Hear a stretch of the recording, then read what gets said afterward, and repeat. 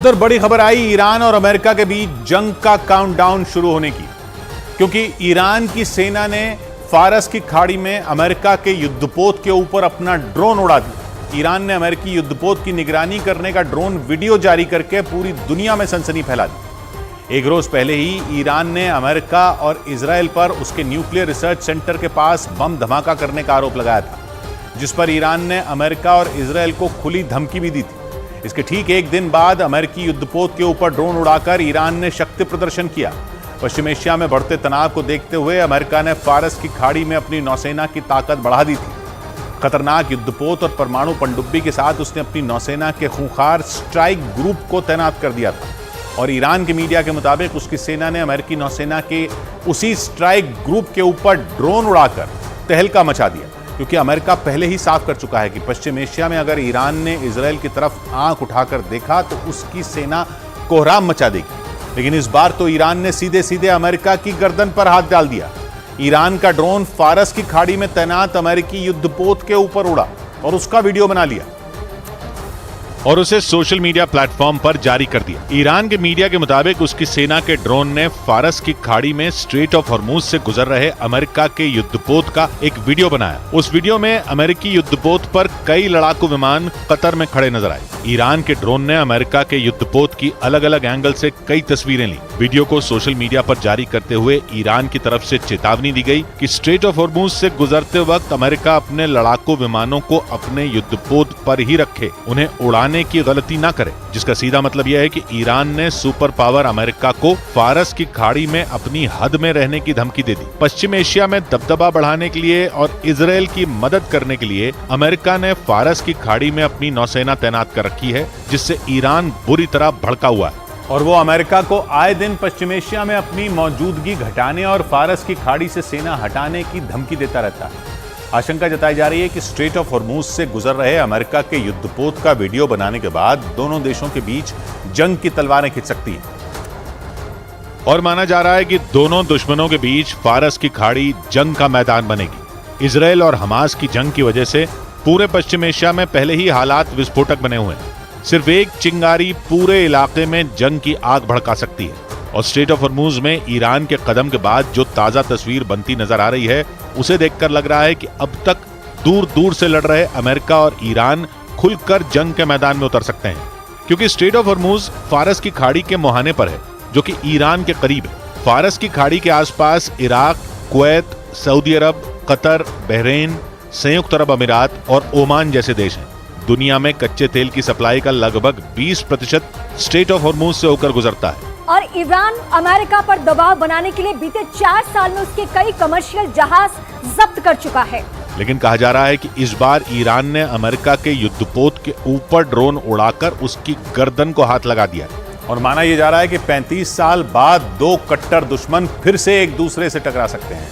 बीते कुछ साल से अमेरिका और ईरान दोनों युद्ध की दहलीज पर खड़े हैं। हालांकि दोनों के बीच तनाव चरम पर होने के बावजूद फिलहाल ऐसी नौबत नहीं आई कि वो सीधे सीधे भिड़ ही जाएं। लेकिन बीते 3-4 दिन की घटनाओं ने दोनों कट्टर दुश्मनों को जंग के मुहाने पर लाकर खड़ा कर दिया। ईरान ने दावा किया कि 3 दिन पहले उसके इस्फहान न्यूक्लियर रिसर्च सेंटर के पास अमेरिका और इजराइल ने मिलकर धमाका करवाया था। ईरान के मीडिया के मुताबिक धमाका इतना जोरदार था कि अगर वो न्यूक्लियर रिसर्च सेंटर में हुआ होता तो पूरे ईरान में भयानक तबाही आ जाती। इस घटना पर भड़के ईरान ने अमेरिका और इजराइल को अंजाम भुगतने की चेतावनी दे डाली थी। और स्ट्रेट ऑफ हॉर्मूज में अमेरिका के युद्धपोत के ऊपर ड्रोन उड़ाने की घटना को ईरान का पलटवार माना जा रहा है। यानी 35 साल बाद अमेरिका और ईरान युद्ध के मैदान में बिल्कुल आमने सामने आ चुके हैं। अमेरिका और ईरान पहली बार 80 के दशक में भिड़े थे। हालांकि उनके बीच सीधी लड़ाई नहीं थी। उस वक्त जंग ईरान और इराक के बीच चल रही थी। दोनों ने करीब 8 साल तक खाड़ी युद्ध लड़ा था। उस लड़ाई में अमेरिका इराक के साथ खड़ा था और इराक जीत गया था। लेकिन 35 साल में पूरी दुनिया में बहुत कुछ बदल चुका है। ईरान का कहना है कि आज का ईरान 35 साल पुराना वो ईरान नहीं है जो खाड़ी युद्ध में अमेरिका के हाथों हार गया था। ईरान की सेना ने अमेरिका को चुनौती देते हुए यह कहा कि 80 के दशक के ईरान और आज के ईरान में जमीन आसमान का फर्क है। यानी अगर जंग का सायरन बजा तो ईरान की सेना अमेरिकी फौज को जवाब देने में पीछे नहीं हटेगी। कतर के टीवी चैनल अल जजीरा के मुताबिक अमेरिका जैसे सुपर पावर को चुनौती देने वाली ईरान की सेना के पास आधुनिक हथियारों और शक्तिशाली ड्रोन का ऐसा जखीरा मौजूद है जो किसी भी जंग में बाजी पलट सकता है। अल जजीरा की एक रिपोर्ट के मुताबिक ईरान के पास 541 लड़ाकू विमान और 12 अटैक हेलीकॉप्टर वाली मजबूत एयरफोर्स है, जबकि उसकी नौसेना के बेड़े में 101 जहाज हैं, जिनमें 19 पनडुब्बियां भी शामिल हैं जो दुश्मन को समंदर में डुबोने का दम रखती हैं। लेकिन सबसे खतरनाक हैं ईरान के ड्रोन, जो जंग के हालात में बेहद कारगर साबित होते हैं। अल जजीरा के मुताबिक ईरान की सेना के पास 300 किलोमीटर से लेकर 2000 किलोमीटर की दूरी तक मार करने वाले ड्रोन मौजूद हैं। यानी ईरान के पास ऐसे हथियार और इतनी ताकतवर सेना मौजूद है जो दुश्मन के छक्के छुड़ा सकती है। लेकिन माना जा रहा है कि पश्चिमी एशिया में अपने दबदबे को कायम रखने के लिए अमेरिका भी युद्ध में कूदने से पीछे नहीं हटेगा।